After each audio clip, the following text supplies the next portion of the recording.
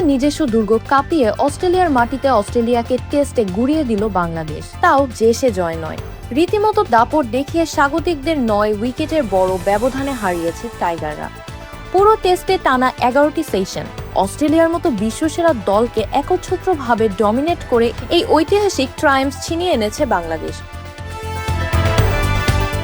Syntax rechargeable fan দিচ্ছে টানা 7 ঘন্টা ব্যাকআপ। চলতি টেস্ট সিরিজের শুরুর আগেও আলোচনার মূল কেন্দ্রবিন্দু ছিল একেবারে ভিন্ন।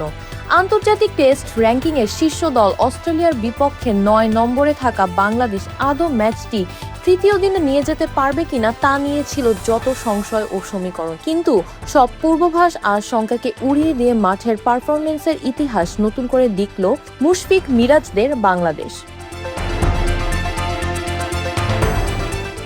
ডারউইন টেস্টের শুরু থেকে শেষ পর্যন্ত বাংলাদেশ খেলেছে একেবারে নিখুঁত ক্রিকেট। এই মহাকাব্যিক জয়ের পেছনে একক কোনো নায়ক নয়, বরং প্রতিটি দিনে প্রতিটা সেশনে নতুন নতুন নায়কের আবির্ভাব ঘটেছে। প্রথম দিনে হাসান মাহমুদের ধারালো বোলিংয়ের আক্রমণ, দ্বিতীয় দিনে তানজিদের দায়িত্বশীল ব্যাটিং, আর তৃতীয় দিনে মেহেদী হাসান মিরাজের দারুণ নৈপুণ্যের সাথে বাকিদের কার্যকরী অবদানে রচিত হয়েছে এই অবিশ্বাস্য সাফল্য। পুরো দল এক হয়ে লড়াই করার ফলস্বরূপ অস্ট্রেলিয়ার মাটিতে অস্ট্রেলিয়াকে 9 উইকেটে হারানোর এই অবিস্মরণীয় ইতিহাস।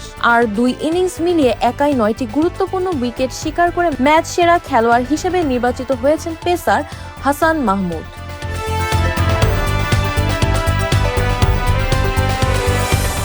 BD archive desk, Deepika.